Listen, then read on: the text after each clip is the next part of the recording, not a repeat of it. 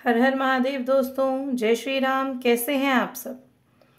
शिव पुराण की श्रृंखला को आगे बढ़ाते हुए दोस्तों हम अध्याय 2 पर चलते हैं, जिसमें हम देवी चंचुला की कथा के बारे में श्रवण कर रहे थे।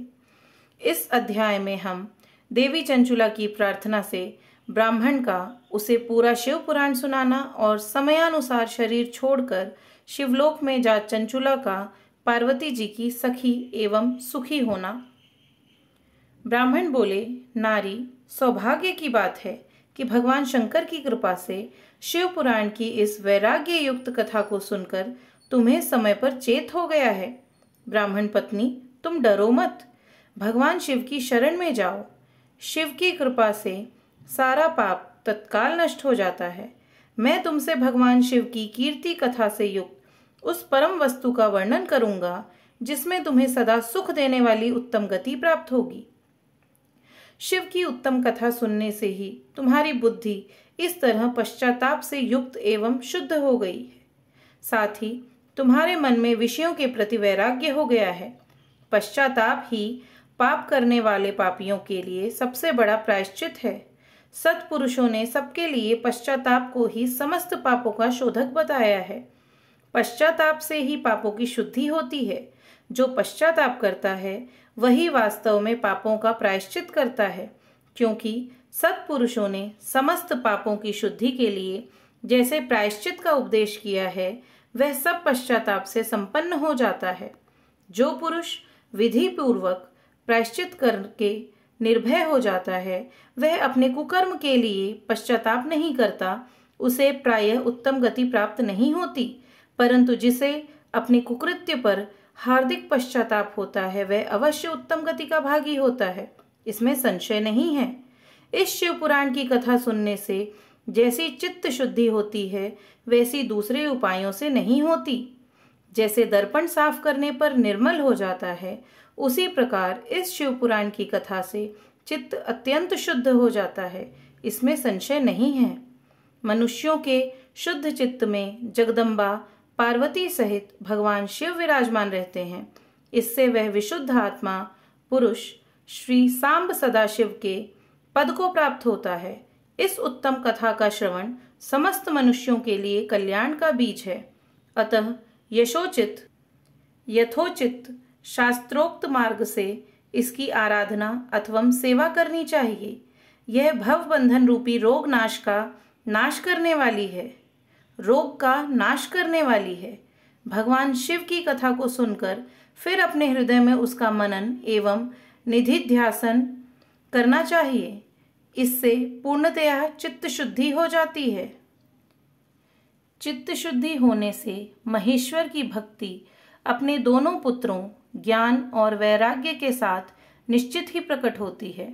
तत्पश्चात महेश्वर के अनुग्रह से दिव्य मुक्ति प्राप्त होती है। इसमें संशय नहीं है।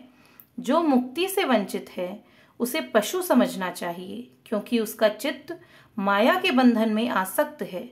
वह निश्चय ही संसार बंधन से मुक्त नहीं हो पाता। ब्राह्मण पत्नी, इसलिए तुम विषयों से मन को हटा लो और भक्ति भाव से भगवान शंकर की इस परम पावन कथा को सुनो। परमात्मा शंकर की इस कथा को सुनने से तुम्हारे चित्त की शुद्धि होगी और इससे तुम्हें मोक्ष की प्राप्ति हो जाएगी। जो निर्मल चित्त से भगवान शिव के चरणारविंदों का चिंतन करता है, उसकी एक ही जन्म में मुक्ति हो जाती है। यह मैं तुमसे सत्य सत्य कहता हूँ। सूत जी कहते हैं, शौनक, इतना कहकर वे श्रेष्ठ शिव भक्त ब्राह्मण चुप हो गए। उनका हृदय करुणा से आर्द्र हो गया। वे शुद्ध चित्त महात्मा भगवान शिव के ध्यान में मग्न हो गए। तदनंतर बिंदुक की पत्नी चंचुला मन ही मन प्रसन्न हो उठी। ब्राह्मण का उक्त उपदेश सुनकर उसके नेत्रों में आनंद के आंसू छलक आए थे। वह ब्राह्मण पत्नी चंचुला हर्ष भरे हृदय से उन श्रेष्ठ ब्राह्मण के दोनों चरणों में गिर पड़ी और हाथ जोड़कर बोली, मैं कृतार्थ हो गई। तत्पश्चात उठकर वैराग्य युक्त उत्तम बुद्धि वाली वह स्त्री, जो अपने पापों के कारण आतंकित थी, उस महान शिव भक्त ब्राह्मण से हाथ जोड़कर गदगद वाणी में बोली। चंचुला ने कहा, ब्राह्मण, शिव भक्तों में श्रेष्ठ स्वामिन, आप धन्य हैं, परमार्थदर्शी हैं। और सदा परोपकार में लगे रहते हैं, इसलिए श्रेष्ठ साधु पुरुषों में प्रशंसा के योग्य हैं। साधो, मैं नरक के समुद्र में गिर रही हूँ, आप मेरा उद्धार कीजिए, उद्धार कीजिए। पौराणिक अर्थ तत्वों से संपन्न जिस सुंदर शिव पुराण की कथा को सुनकर मेरे मन में संपूर्ण विषयों से वैराग्य उत्पन्न हो गया, उसी इस शिव पुराण को सुनने के लिए इस समय मेरे मन में बड़ी श्रद्धा हो रही है। सूत जी कहते हैं, ऐसा कहकर हाथ जोड़कर उनका अनुग्रह पाकर चंचुला उस शिव पुराण की कथा को सुनने की इच्छा मन में लिए उन ब्राह्मण देवता की सेवा में तत्पर हो वहां रहने लगी। तदनंतर शिव भक्तों में श्रेष्ठ और शुद्ध बुद्धि वाले उन ब्राह्मण देव ने उसी स्थान पर उस स्त्री को शिव पुराण की उत्तम कथा सुनाई। इस प्रकार उस गोकर्ण नामक महाक्षेत्र में उन्हीं श्रेष्ठ ब्राह्मण से उसे शिव पुराण की वह परम उत्तम कथा सुनी, जो भक्ति, ज्ञान और वैराग्य को बढ़ाने वाली तथा मुक्ति देने वाली है। उस परम उत्तम कथा को सुनकर वह ब्राह्मण पत्नी अत्यंत कृतार्थ हो गई। उसका चित्त शीघ्र ही शुद्ध हो गया। फिर भगवान शिव के अनुग्रह से उसके हृदय में शिव के सगुण रूप का चिंतन होने लगा। इस प्रकार उसने भगवान शिव में लगी रहने वाली उत्तम बुद्धि पाकर शिव के सच्चिदानंदमय स्वरूप को बारंबार चिंतन आरंभ किया। तत्पश्चात समय के पूरे होने पर भक्ति, ज्ञान और वैराग्य से युक्त हुई चंचुला अपने शरीर को बिना किसी कष्ट के त्याग दिया। इतने में ही त्रिपुर शत्रु भगवान शिव का भेजा हुआ एक दिव्य विमान बहुत गति से वहां पहुंचा, द्रुत गति से वहां पहुंचा, जो उनके अपने गणों से संयुक्त और भांति भांति के शोभा साधनों से संपन्न था। चंचुला उस विमान पर आरूढ़ हुई और भगवान शिव के श्रेष्ठ पार्षदों ने उसे तत्काल शिवपुरी में पहुंचा दिया। उसके सारे मल धुल गए थे। वह दिव्य रूप धारिणी दिव्यांगना हो गई थी।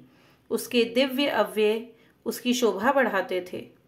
मस्तक पर अर्धचंद्र का मुकुट धारण किए वह गौरांगी देवी शोभाशाली दिव्य आभूषणों से विभूषित हुई थी। शिवपुरी में पहुंचकर उसने सनातन देवता त्रिनेत्रधारी महादेव जी को देखा। सभी मुख्य देवता उनकी सेवा में खड़े थे। गणेश, भृंगी, नंदीश्वर तथा वीरभद्रेश्वर आदि उनकी सेवा में उत्तम भक्तिभाव से उपस्थित थे। उनकी अंग कांति करोड़ों सूर्यों के समान प्रकाशित हो रही थी। कंठ में नील चिन्ह शोभा पाता था। 5 मुख और प्रत्येक मुख में 3-3 नेत्र थे। मस्तक पर अर्धचंद्राकार मुकुट शोभा देता था। उन्होंने अपने वामांग भाग में गौरी देवी को बिठा रखा था, जो विद्युत पुंज के समान प्रकाशित थी। गौरीपति महादेव जी की कांति कपूर के समान गौर थी। उनका सारा शरीर श्वेत भस्म से भासित था। शरीर पर श्वेत वस्त्र धारण शोभा पा रहे थे। इस प्रकार परम उज्ज्वल भगवान शंकर का दर्शन करके वह ब्राह्मण पत्नी चंचुला बहुत प्रसन्न हुई। अत्यंत प्रीति युक्त होकर उसने बड़ी उतावली के साथ भगवान को बारंबार प्रणाम किया। फिर हाथ जोड़कर वह बड़े प्रेम, आनंद और संतोष से युक्त हो विनीत भाव से खड़ी हो गई। उसके नेत्रों से आनंदाश्रुओं की अविरल धारा बहने लगी तथा संपूर्ण शरीर में रोमांच हो गया। उस समय भगवती पार्वती और भगवान शंकर ने उसे बड़ी करुणा के साथ अपने पास बुलाया और सौम्य दृष्टि से उसकी ओर देखा। पार्वती जी ने तो दिव्य रूप धारिणी बिंदुक प्रिया चंचुला को प्रेम पूर्वक अपनी सखी बना लिया। वह उस परमानंद घन ज्योति स्वरूप सनातन धाम में अविचल निवास पाकर दिव्य सौख्य से संपन्न हो अक्षय सुख का अनुभव करने लगी।